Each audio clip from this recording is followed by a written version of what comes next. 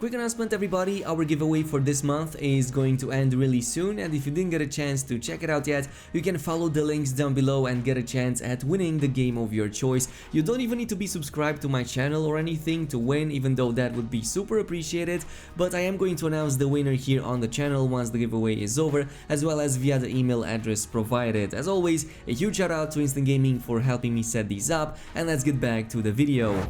What's up guys, Chris here, back in NMS Sky with a quick video for today, and we are going to take a look at black holes, probably one of those features that we haven't used in quite some time, thinking that they are way less useful than they have been, for example, before the Atlas Rises update, since of course, ever since then we do have the portals that are very convenient at traveling in any corner of the universe. But you might be surprised just how useful these have been ever since the next update, especially since there are some changes to them that make them also quite convenient, especially if you want to, travel between 2 points, or even better, traveling very fast to the center of your galaxy. Now, the thing about black holes is that there's a few ways in which you can locate these. First of all, each region in the game holds one guaranteed black hole system. So what this means is that if you go into your galactic view, you can see the name of your current region, and within that region there is one system that is guaranteed to feature one black hole. Unfortunately, by default, you can't see which one of these is the one that holds the black hole unless you randomly teleport to it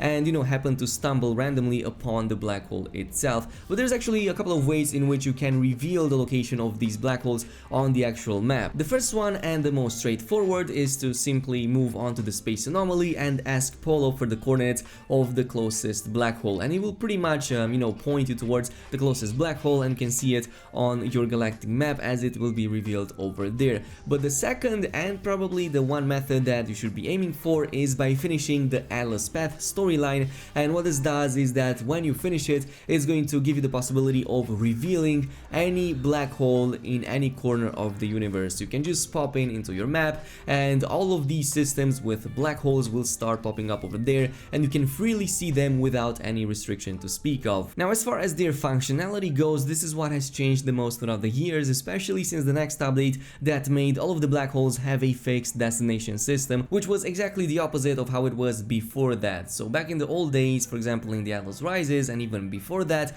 if you were to travel through a black hole, it would almost always spit you into a random corner of the universe and never in the same one, which made galactic travel through black holes pretty unreliable. This is also why we had the black hole roulette back in those days, which also meant that it was quite an RNG battle to reach the center of the galaxy, as well as something even more specific like the galactic hub. But the question that you might have right now is, how can you make use of all of this information? How can black holes even help you? And my answer to that is that while this is mostly aimed towards players who are now just starting out, veterans who are planning their new playthrough, or pretty much anybody who doesn't have a full list of all of the 16 glyphs uncovered, which would otherwise make galactic travel pretty reliable through those portals. But otherwise, if you're not in that position, you can use these black holes pretty much with the same result. And yeah, it's going to take a little bit more time, but it's now way more reliable than ever before. So the thing that I'm going to do now is I'm going to put in this tool right here. I'm going to post a link down below that you can follow. Of course, this was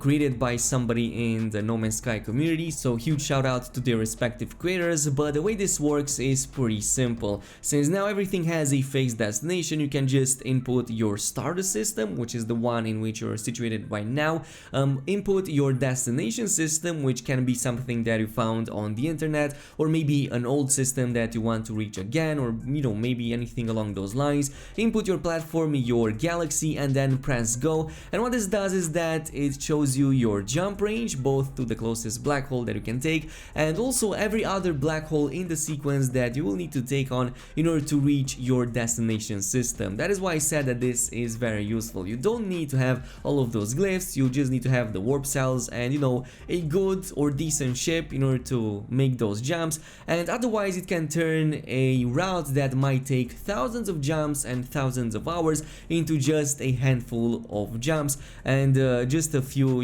resources used over there that might otherwise take a ton to do. It also severely cuts your time needed in order to reach your destination, which was not the case in the past. Of course, for those who didn't know about this, in order to make this string string of numbers over here, you can convert your current location, the coordinates for your current location, into this string of numbers by simply using the No Man's Sky portal decoder that I'm also going to link down in the description. So yeah, you can use this with some really great success. As you can see, it can severely reduce the time and the number of jumps by about 85 to 90%, so a pretty decent one. Also, it shows your destination glyphs that you might want to use. So let's say, for example, there is one of these systems right here in the route that might hold a lower number of necessary glyphs that you might otherwise have, even though you don't have all 16 of them. So this can also further reduce the amount of time you need in order to travel to that corner of the universe.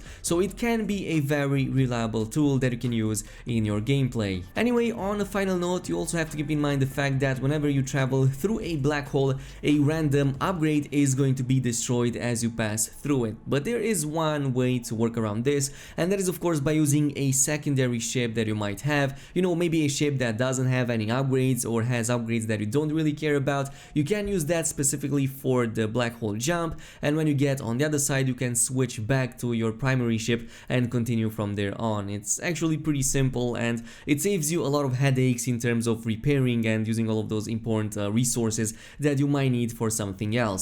But with this, I think we have covered everything for today. As always, if you have any other questions or topics that you want me to cover, don't hesitate to leave your comment down below. In the meantime, don't forget to subscribe and activate that notification bell, and I'm going to see you guys in the next one. So peace out, everybody.